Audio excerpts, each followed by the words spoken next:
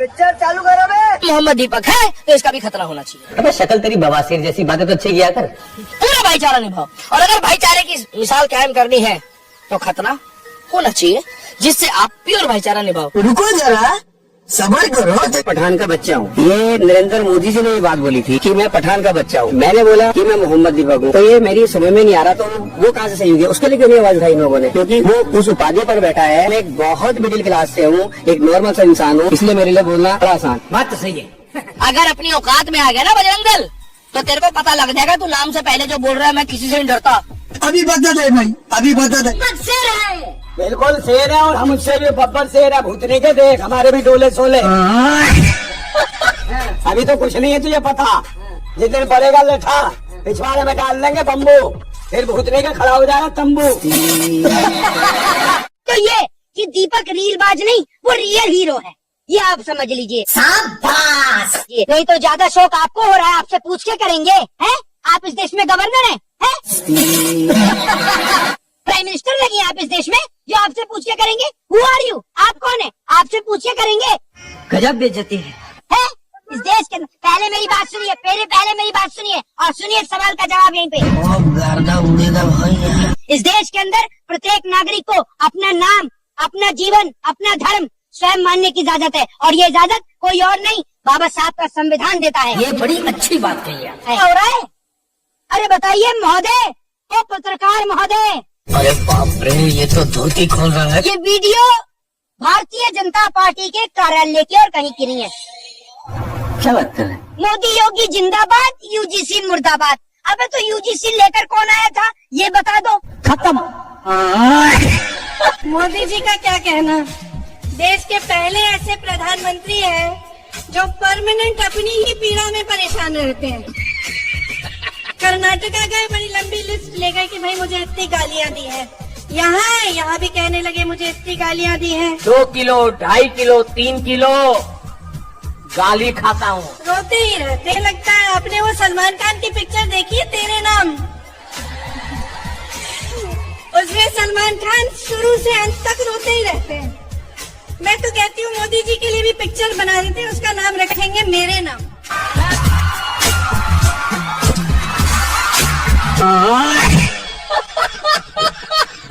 Modi Modi yes papa, any development no papa, women safe no papa, job creation no papa, farmers happy no papa, telling jumla yes papa. District park को कब्रिस्तान में बदल दिया, मंगोलपुरी में 1.5 बीघे जमीन पार्की पे मस्जिद बना दी। बस कर। आप हंस रहे हैं। मैं क्यों हंस रहा हूँ? सिरोही जी, मैं इसलिए हंस रहा था कि आप खुद ही अपने आप को एक्सपोज कर रहे हैं। डीडीए को चिंता नहीं है अपनी जमीन की, एमसीडी को चिंता नहीं है अपनी जमीन की, दिल्ली सरकार को चिंता नहीं है अपनी जमीन की। एक सिरोही जी पैदा हो गए इस देश में महामानव, जिन्हें सारे अतिक्रमणों की चिंता है, और केवल मुसलमानों का झोला उठा के भागू। जो अत्याचार पाकिस्तान में अल्पसंख्यकों के ऊपर हो रहे हैं, हम भी झोला उठा के भागे। आप ये चाहते हैं कि आपके ठेकेदार पैदा हुए, आप हिंदुओं के गर्व में पैदा हुए हैं, हमें गर्व है, हम पूज्य मातृभूमि के लिए लड़ रहे हैं जी। अच्छा, ठीक। हाँ, तो बस ये पता चल गया, आप एक्सपोज हो गए कि आप सांप्रदायिकता फैलाने के लिए सब खेल खेल रहे। तो लेने के देने पड़ गए। इसको मैं कह सकता हूँ कि प्रधानमंत्री मोदी और अमित शाह, वो भी गोल्डन जोड़ी है। अबे साले, वो भी गोल्डन जोड़ी ही है। जिस तरीके से वो लोग देश को चला रहे हैं, एक तरीके से सचिन तेंदुलकर, सौरव गांगुली, सचिन तेंदुलकर, वीरेंद्र सहवाग ओपनिंग पार्टनरशिप जैसे, मतलब देश खड़ा है उनकी वजह से।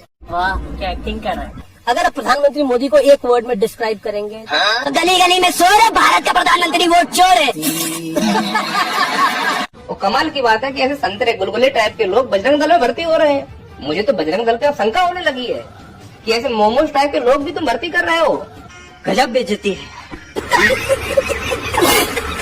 कि इनको थोड़ी सी उंगली कर दो तो ही कर दे। अरे बजरंग दल को बदनाम करने वाले ये मुचमुंडे गुंडे एक तो दिन दहाड़े कानून तोड़ रहे हैं, ऊपर से दीपक कुमार के ऊपर किस बात के लिए दबाव डाल रहे हैं? इस बात के लिए कि उसने अपने नाम से पहले मोहम्मद लगाया, या इस बात के लिए कि वह इस बुजुर्ग व्यक्ति के साथ खड़ा हो गया? शर्म करो शर्म। एक्चुअली इन लोगों का ईगो हर्ट हो गया कि इतनी बड़ी संख्या में गए और वो एक दुकान का नाम नहीं बदलवा पाए, तो इन्हें लग रहा है कि थू है हमारी ऐसी जिंदगी पर, और नाम ले रहे हैं बजरंग दल का कि उसको आसानी से बदनाम किया जा सके। तो अगर बजरंग दल के अध्यक्ष मुझे सुन रहे हैं तो आप पुष्टि कीजिए कि इस प्रकार के गुंडों को क्या तुमने अपनी सेना में भर्ती करके रखा है? इसकी हालत देख के लग रहा है कि बजरंग दल का तो नहीं है, और इसके तर्क देख के बिल्कुल साबित हो रहा है कि ये बजरंग दल का हो ही नहीं सकता, बदनाम करने का प्रयास कर रहा है बजरंग दल को। अरे हाँ भाई हाँ, इसके तर्क सुनो तुम। जो बाबा शब्द है वो हमारे भोले बाबा से जुड़ा है, हमारे बद्री विशाल से जुड़ा है, हमारे बाबा सिद्धबली पीठ से जुड़ा हुआ है। अब इस चिलगोजे को कौन समझाए कि बाबा शब्द की उत्पत्ति हिंदी भाषा से नहीं हुई है, यह एक हिंदी शब्द नहीं है, यह एक फारसी शब्द है। आज जो वर्तमान में खाड़ी देश है, मुस्लिम देश है, वहाँ से इनकी उत्पत्ति मानी जाती है। इस हिसाब से जो भारत के मुसलमान हैं वो हमारे ऊपर केस कर दें कि खबरदार तुम बाबा शब्द का प्रयोग नहीं कर सकते, आज के बाद कोई भोले बाबा नहीं बोलेगा, और कि हम उनके ऊपर केस कर रहे हैं कि तुम बाबा शब्द का प्रयोग नहीं करोगे। रुको जरा, सब्र करो। देश का आज तक का सबसे सफल गृह मंत्री कौन है? अमित शाह। वो कैसे? काहे कि तड़ी पार होने के बाद कोई होम मिनिस्टर का पद पे बैठे कोई आसान बात है। सफेद कपड़ा। बीसीसीआई का चेयरमैन और उसके बाद फिर आईसीसी का चेयरमैन बना दिया बेटा को। आज तक कोई होम मिनिस्टर कर पाया था? किसी की हिम्मत था हिम्मत किसी में नहीं। और आपको पता है आपको कुछ बोल भी नहीं पाता अमित शाह के खिलाफ। क्या है हिम्मत? बोल के दिखाए, कोई विपक्ष का नेता है बोल के दिखाए। कल शाम ईडी नहीं पहुंचा तो मैं नाम बदल दीजिएगा। बात तो सही है। अरे पापा ये बात तो सबसे मजबूत। और देखिए इतना सारा आतंकवादी हमला हुआ, वो आदमी नहीं बोला तो नहीं बोला, वो सब पूछता रह गया कि क्या हुआ कैसे हुआ बताइए, नहीं बोला। भाई ये होना ये करेज है, ये उनके पास ये ताकत है अंदर की, कोई पूछता रह जाए हम चू तक नहीं करेंगे।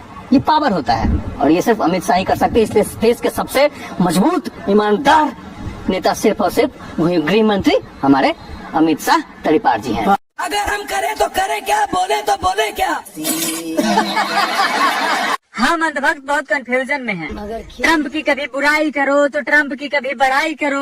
अभी जब ट्रम्प टैरिफ बढ़ा दिया था तो हम अंधभक्त उसकी बुराई कर रहे थे। अभी जब ट्रम्प टैरिफ घटा दिया तो हम उसकी बड़ाई कर रहे थे। अब बोल रहा है कि हम मोदी जी कैरियर खत्म कर सकते हैं। बताइए हम इसकी तारीफ करें कि बुराई करें कि बड़ाई करें, हमको समझ में नहीं आ रहा है। तो लेने के देने पड़ गए। एक तो हम अंधभक्त बेरोजगार हैं, ऊपर से हमारी आधी जिंदगी फिर इसकी बड़ाई और बुराई करने में निकल जा रही है। हम करें तो करें क्या, बोले तो बोले क्या। मोदी जी आप ही कुछ मार्गदर्शन करें प्रभु। लवड़े न भोजन।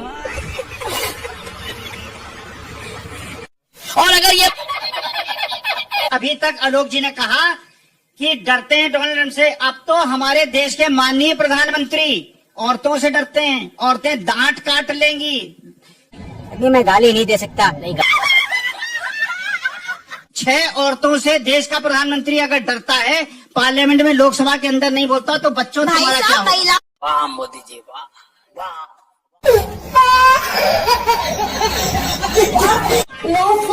95 में अटल बिहारी वाजपेयी जी प्रधानमंत्री थे। कब हो गया ये? तो उन्होंने सदन में कहा था, और सदन में उन्होंने क्या कहा? कांग्रेस के लोगों से प्रधानमंत्री नहीं कह रहा हूँ सामने, विपक्ष के नेता का है। समझ रहे? मैंने कहा हमारे प्रधानमंत्री अटल बिहारी वाजपेयी जब विपक्ष के नेता थे। मालिक, अरे मालिक वो थोड़ा सा गलती हो गई। सैल्यूट आपके परिश्रम को। पेट्रोल डीजल के दाम 150-200 हो सकते थे आसानी से, उसको रोक कर 90-95 पर रखा गया। अबे साले, क्योंकि अगर आप इसको देखने जाएंगे पेट्रोल में, माफ कीजिएगा, पाकिस्तान में अगर आप देखिए जो पेट्रोल है, पेट्रोल और डीजल पिछले साल के मुकाबले आपको बता रहा हूं, इसमें बढ़ोतरी देखिए।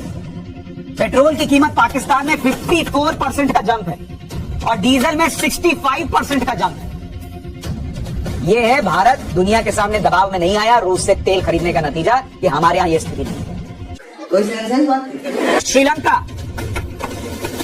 श्रीलंका में पेट्रोल की कीमत में 151% का जंप है पिछले साल के मुकाबले, और डीजल में 272% का जंप है।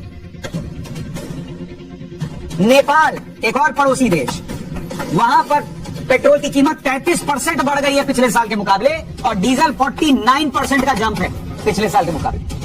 अभी मैं गाली नहीं दे सकता, फैमिली देखती है, वरना मैं ऐसे ऐसे गाली दूं, ऐसे ऐसे गाली दूं ना, जिंदगी भर याद रखें ये बड़े हुए। नरेंद्र मोदी गजब बेइज्जती। पिछले 25 साल से अच्छा, एक भी सत्र ऐसा नहीं गया जिसमें इस सदन के अंदर मोदी को गाली देने का काम न किया उन लोगों ने। 25 साल बेकार है भैया, मैं तो टूट गया मैं तो। देखिए हम लोग पढ़ी लिखी कौम। बिल्कुल बिल्कुल भाई, आप लोग पढ़ी लिखी कौम हो, आप लोग पढ़ी लिखी कौम। हम तो जाहिल कौम है भाईजान। हम खाते हैं गाय का गोश्त, आप खाते हो गाय का गोबर। तो लेने के देने पड़ गए। आप पीते गाय का दूध, आप पीते हो गाय का पेशाब। तो भाई हमारा और आपका मुकाबला किधर हो सकता है ना। हमें आप जैसी ना तालीम चाहिए, ना आप जैसी होशियारी हम लोगों को चाहिए, ठीक है ना। ये कहाँ फंस गया भाई मैं भाई। भैया अगर हम आपकी तरह होशियार होते ना तो अभी आपकी जगह हम लोग जो है गोबर के बिस्किट बना रहे होते, जो हमें नहीं चाहिए। मेहरबानी हो आपकी।